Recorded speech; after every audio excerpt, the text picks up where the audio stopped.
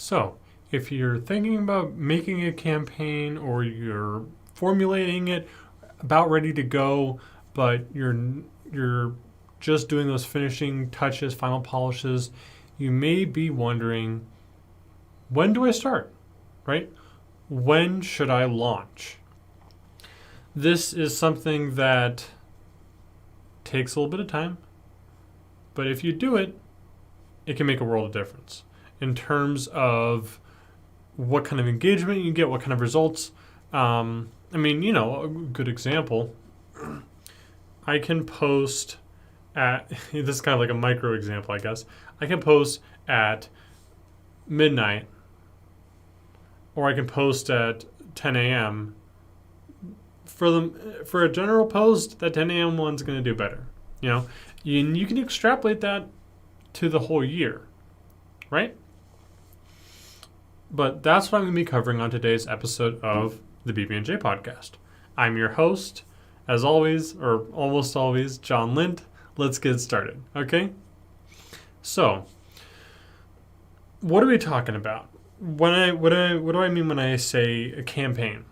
You can consider a campaign just, running new ads, launching a new product, opening a new store, offering new services. Like, these are all excellent reasons to launch a campaign. If you're trying to promote something, if you're trying to enhance something or reach out to a new audience, these are all things that can kind of fall into the category of a campaign.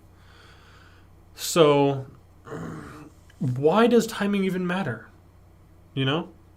Why does it even bother? Why do you even need to bother with it? Timing matters, and there's easy ways to see how that shakes out, right? If I have a Christmas store or a Halloween store, Halloween store, they always pop up for Halloween. If that opens in July, it's going to make a lot less than one that opens in, September. If you are launching a back-to-school campaign, you should probably launch that around the time it is back to school, right? Timing matters with a campaign.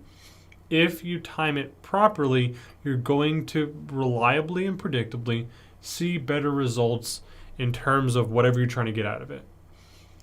It's something that you should take seriously because it gets serious results.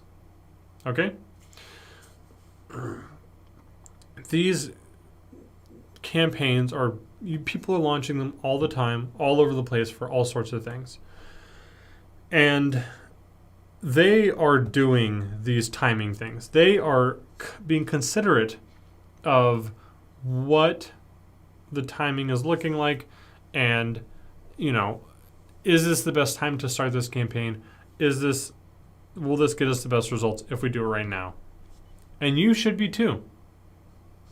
Your product, your service, whatever it is you're launching, it's worth it. It's worth the due diligence because that due diligence is going to get the results.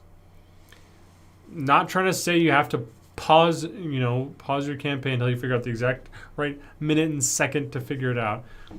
If the right time to do the campaigns right now, then the right time to do campaigns right now.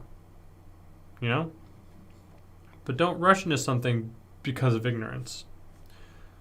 There's this kind of this rule that you see unofficially, but it really does it really does lend itself to pretty much any field.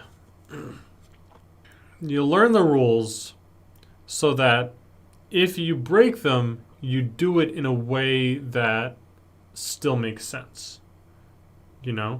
That's why a lot of artists get professional training. That's why writers get professional training, because you need to learn what you're supposed to do. And then so that if you do something outside of that, you do it knowing that you have a good reason that is going to get you results. So let's talk about the standard, right? Let's talk about the rule. and then let's go over why to break them, you know, for launching a campaign. So, all in all, the best time to start a campaign is at the beginning of a quarter. People tend to do new things during the beginning of a quarter. They kind of take stock of what happened over the last quarter, what happened over the last year, whatever it is, and they see, oh, maybe I need to change things. You know, maybe I do need this product now. Maybe I do need this service now. So if you're not sure when to start your campaign, do it at the beginning of a quarter. That kind of mindfulness, that the little rule of thumb is an excellent starting off point. Throw in a million disclaimers in, because I don't want anyone coming to me being like, John, I started at the beginning of the quarter and I didn't get results. Hold up a second. There are times where it doesn't make sense to start a campaign at the beginning of a quarter. However, if you're not certain when to start a campaign, if there's not like a hard date that it's strongly affixed to, you're usually safe doing it at the beginning of a quarter. You know, it really is that simple. So we are quarter should be fairly obvious. Year's 12, I guess 12 months.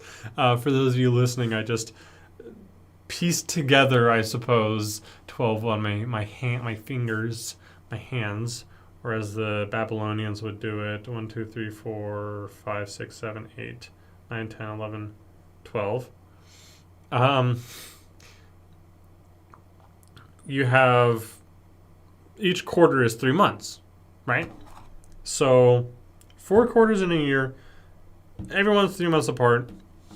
That's a pretty short gap, all things considered.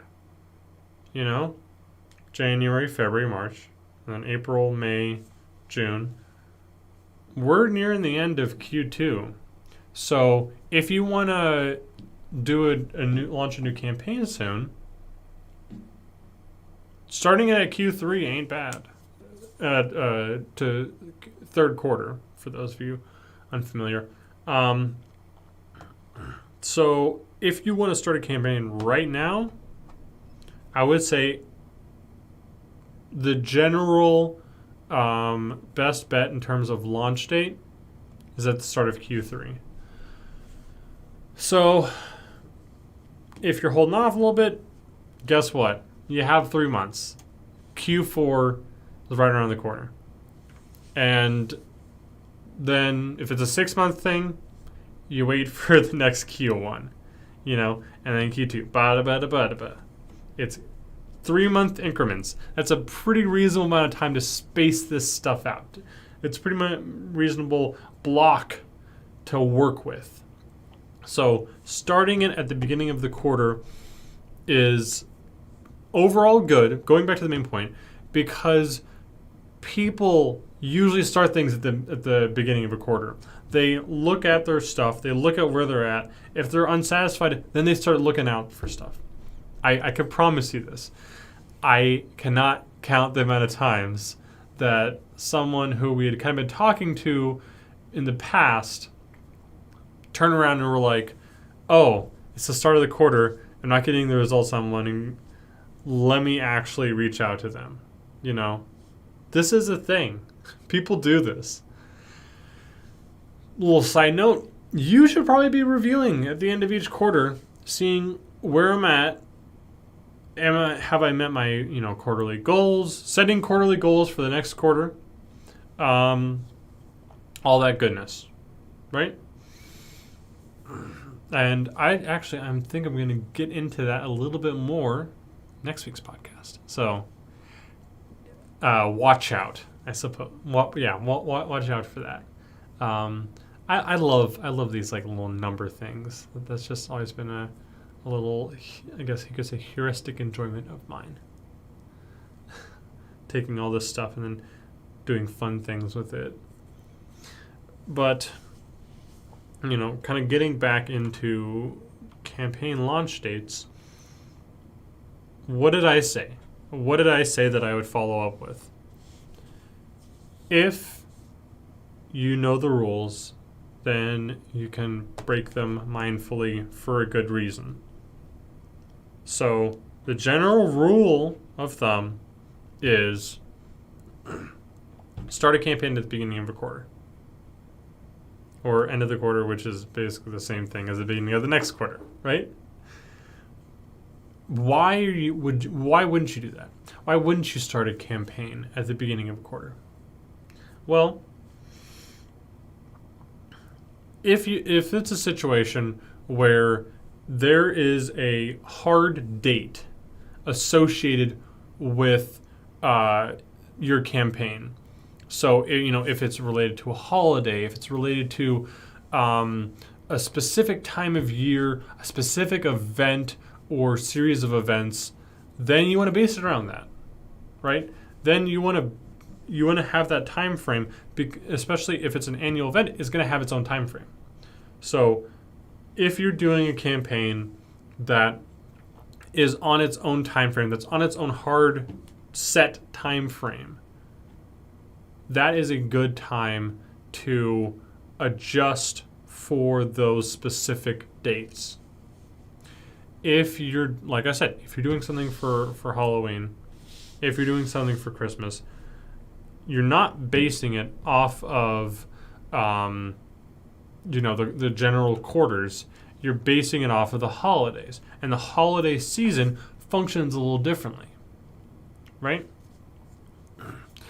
The same is true for the sports season, right? If you're doing sports-related stuff, if you're doing, like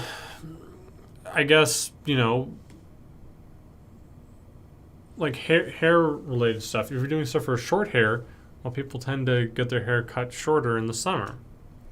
And so, like, you're still thinking about it in a cycle. When you're running these campaigns, you're still thinking about the cycle of these events, what you're basing it off of, what is causing people to engage with your campaign. Think about the cycle of that. The general cycle for most things is the 4 quarters, right? But if it's different, follow that. And I can guarantee you, if you do it mindfully and consistently, you're going to get results. You're going to get better results than if you just pick some arbitrary date. These things make a difference. So if you're not doing it based on the quarter, do it based if you're not starting a campaign based on a quarter, the beginning of a quarter, make sure that it's based on something. Make sure it's based on a specific cycle that is strong enough that it takes precedence over the general 4-quarter cycle. That's kind of my, I guess, closing piece of advice for you guys. As I said, I think this podcast has kind of gotten me a little inspired to talk about the quarters and all that goodness. I'll probably make a podcast kind of getting into that a little bit more. But for this week, that's all I have for you. I'd like to thank you so much for listening and or watching. This has been the BB&J podcast. I'm your host, John. Thanks for watching.